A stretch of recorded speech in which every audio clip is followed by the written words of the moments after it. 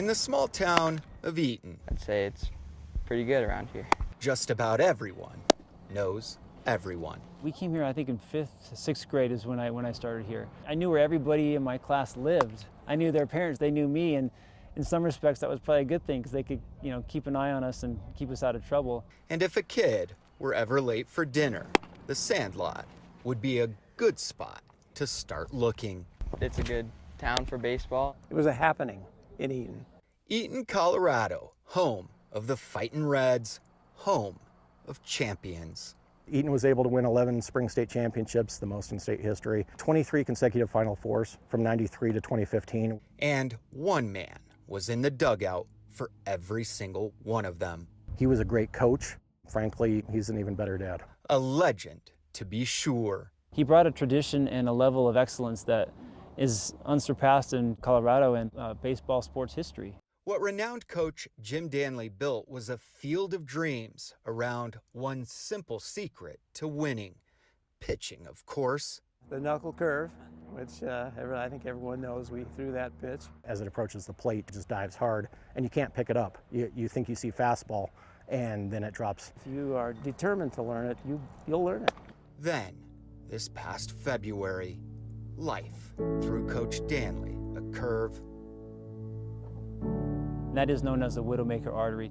When it goes down, people die. Well, some of the doctors assured me that I did in fact die. A massive heart attack while the 73-year-old was working out at the town rec center. Fortunately for that celebrated coach, 2 perceptive lifeguards were nearby, as well as a local police officer. Staff just jumped on it. They're there to save lives, and they just reacted. The rec center and Flight for Life crews revived him just long enough to get him to North Colorado Medical Center, where Dr. Jason Hatch took it from there. And I saw James Danley on the list, and I thought, no, this can't be the same James Danley. The same James Danley that coached Dr. Hatch when he played ball for Eaton more than 25 years ago. I wake up in a strange place, and there's one of my players looking at me, and I remember thinking, what happened? Where on earth am I? And what is Jason doing here? But I'll never forget he had this smile on his face. I think he could kind of recognize, and he was starting to process some things despite all that. Too strange to be believable, I would think. A comeback for an acclaimed coach who rarely worried about being down in the 9th inning. It's an absolute miracle. We're very thankful to God and to everybody that was a part of this. Saved my life.